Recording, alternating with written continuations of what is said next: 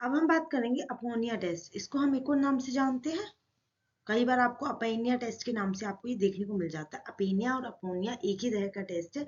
इस टेस्ट को हम बोलते हैं कंफर्मेटरी टेस्ट। कंफर्मेटरी टेस्ट किसके लिए होता है? ये जो हमारी ब्रेन डेथ हो जाती है उसके लिए, कंफर्म करने के लिए कि ये ब्रेन डेथ हुई है या नहीं हुई है, तो उसको हम अपोनिया टेस्ट बोलते हैं।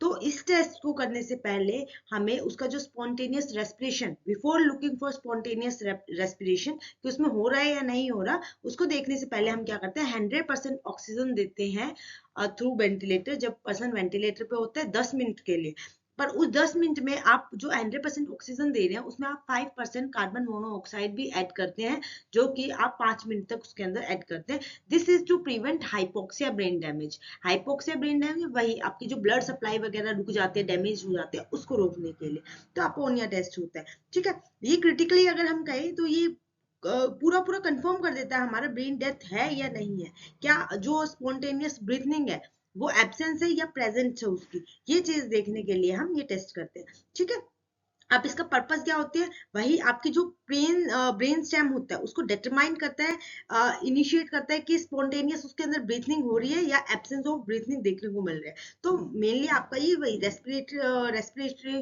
के थ्रू देखा जाता है कि वो पर्सन ब्रीथ कर पा रहा है या नहीं कर पा रहा, तो उसके लिए होता है। अब इसमें आपको ये टेस्ट का प्रोसीजर क्या होता है उसकी तो वैसे ज्यादा जरूरत है नहीं, आपको बस एग्जाम के पर्पज से इतना पता होना चाहिए अपोनिया टेस्ट किस लिए होता है। ये हमारा कंफर्मेटरी टेस्ट होता है, अपेनिया टेस्ट बोला जाता है, जिसमें आप पर्सन क्या है स्पॉन्टेनियस रेस्पिरेशन चेक करते हैं कि वो हो रही है या नहीं हो रही है। उसके लिए आप उसको 100% ऑक्सीजन सप्लाई करते हैं, जो कि आपकी 10 मिनट के लिए होती है, और जिसके अंदर आपका 5% कार्बन मोनोऑक्साइड भी ऐड हुआ होता है 5 मिनट के लिए, जिससे आप पता चल सकता है अपोनिया टेस्ट की पर्सन का ब्रेन डेड है या अलाइव है।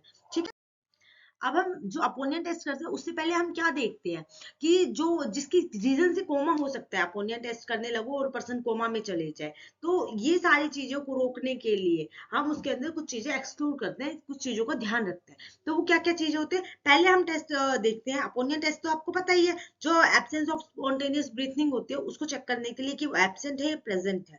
ठीक है, जिसमें आपका carbon dioxide, carbon monoxide, oxygen की सप्लाई के थ्रू हम ये चेक करते हैं। ठीक है, अब उसमें ध्यान रखा जाता है हाइपोथर्मिया।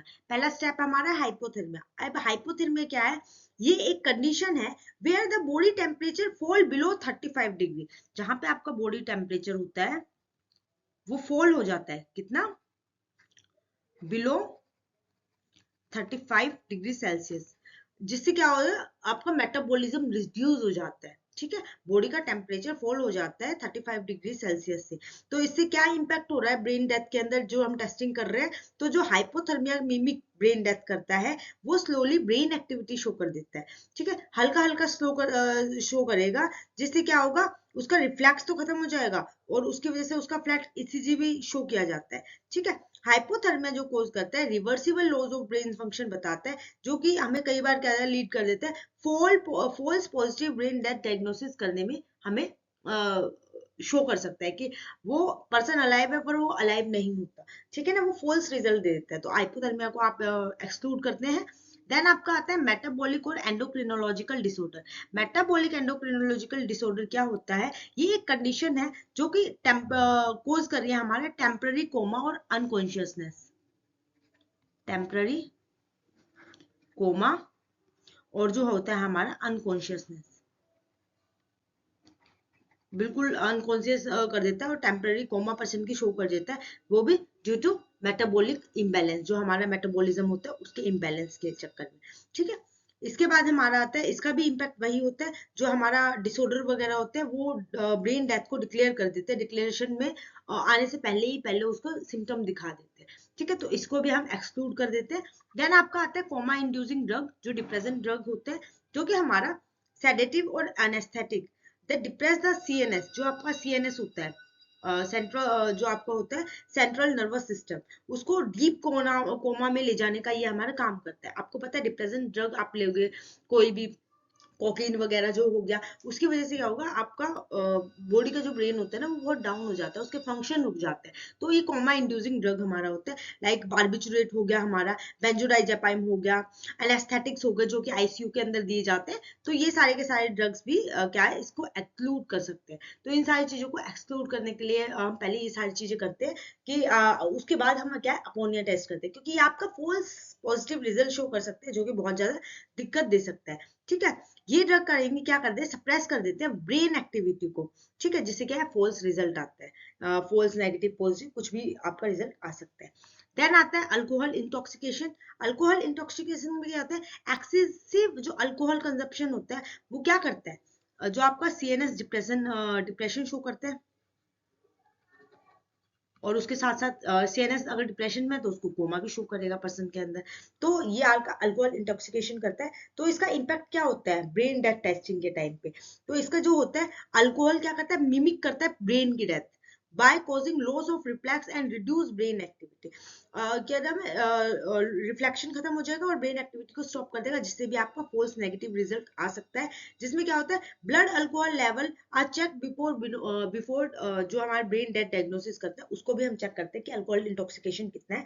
उसी के बाद हम क्या है, अमोनिया टेस्ट अपना कंटिन्यू करते हैं।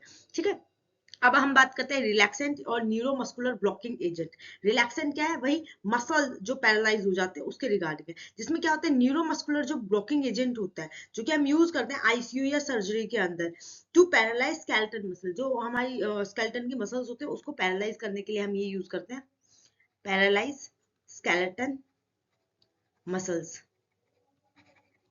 ठीक है, एग्जाम्पल हमारा हो गया जैसे कि रोक्रियन, रोक्रियन हो गया, इसके जो आपका जो यूज करता है आईसीयू के अंदर, रोक्रियोनियन। ऐसे बहुत सारे नाम है, इसके आपको यहाँ पे जरूरत नहीं है। तो इसका क्या इम्पैक्ट होता है हमारे ब्रेन डेथ टेस्टिंग के टाइम पे, ये ड्रग क्या करता है, आपका मास्क कर देता है वॉलंटरी मूवमेंट को, जो आपकी वॉलंटरी मूवमेंट होनी है उसको रोक देता है, और जिससे क्या आपका false negative brain death diagnosis हो जाता है।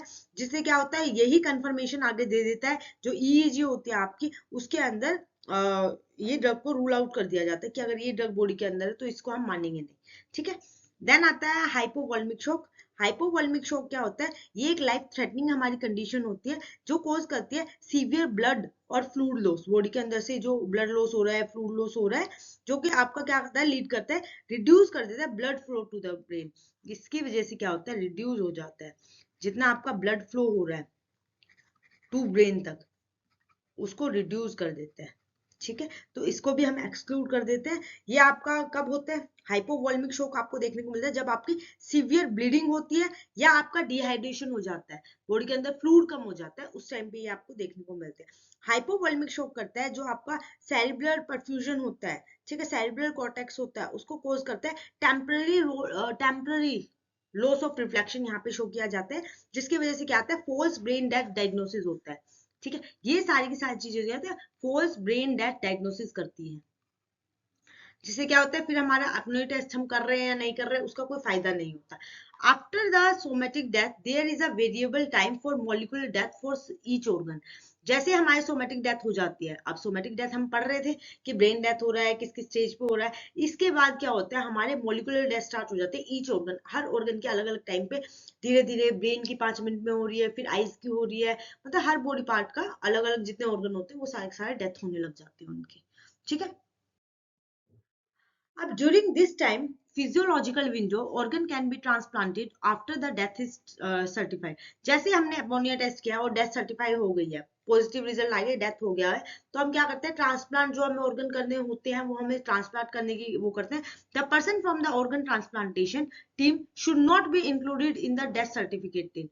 तो जो डेथ सर्टिफिकेट होते हैं उसके अंदर उनका कोई भी नहीं किया जाता कि वो ट्रांसप्लांटेशन टीम है, उनकी कोई उसके अंदर मौजूदगी होती है या नहीं होती। In countries like India where the brain stem death is accepted as a death. हमारी कंट्री में क्या होता है, अगर ब्रेन स्टेम डेथ हो गई है, ठीक है, अगर उसकी क्या नाम है, कॉर्टेक्स डेथ हुई है, कॉर्टेक्स सेरेब्रल कॉर्टेक्स डेथ हुई है, तो हम उसको सर्टिफाई नहीं करते एज अ पर्सन की डेथ हो गया। पर जहाँ पे आपकी उसकी ब्रेन स्टेम डेथ हो जाते हैं, रेस्पिरेटरी ब्रीथिंग ये नहीं पता चल रही है, तो हम उसको सर्टिफाई कर देते हैं कि पर्सन की डेथ हो गई है। तो यहाँ पे हम क्या करते हैं, there is no need of EEG to be isoelectric because cortical activity may be persisting in brainstem death. Reflex are tested only for 12 hours. ये 12 घंटे के लिए रिफ्लेक्स को हम टेस्ट करते हैं, जिससे हमें पता चल जाता है जैसे ही डेथ होती है फिर हम ऑर्गन ट्रांसप्लांटेशन की जो प्रक्रिया होती है उसको हम स्टार्ट कर देते हैं। ठीक है, आई होप यहाँ तक आपको सारी चीजें क्लियर होंगी। और एक और इन्फॉर्मेशन, अभी मैंने क्लासेस स्टार्ट करी है यूजीसी नेट की, और जो हमारे जो एग्जाम होंगे डीएसएसबी के, अब आने वाले टाइम में क्या होगा, जो हमारी फोरेंसिक साइंस लेबोरेटरीज हैं जितनी भी है इंडिया के अंदर, उसके रिगार्डिंग एग्जाम्स आएंगे, और उसमें क्या होगा, हमारी वैकेंसीज होंगी, साइंटिफिक असिस्टेंट हो गए, जूनियर साइंटिफिक असिस्टेंट हो गए, ऑफिसर हो गए, सीनियर साइंटिफिक ऑफिसर हो गए, तो उसके रिगार्डिंग मैंने क्लासेस स्टार्ट करी है। ठीक है, जो भी पढ़ने के लिए इच्छुक है तो वो मेरे वीडियोस के नीचे कमेंट कर दे, या फिर मेरे इंस्टाग्राम हैंडल तक रीच करे और मुझे पर्सनल मैसेज करे। उसके बाद मैं आपको पूरा प्रोसीजर समझा दूंगी, कैसे आपको ज्वाइन करना है, कैसे आपको। हाँ, बट एक चीज का इसमें ध्यान रखना है, जो भी शिद्दत से करना चाहता है वही आके कनेक्ट हो, क्योंकि I don't have that much time कि मैं थोड़ा सा अपना ऐसे टाइम वेस्ट करूं। मुझे बिल्कुल ऑनेस्ट स्टूडेंट चाहिए जिनको मैं प्रिपरेशन करवा सकूं। ठीक है,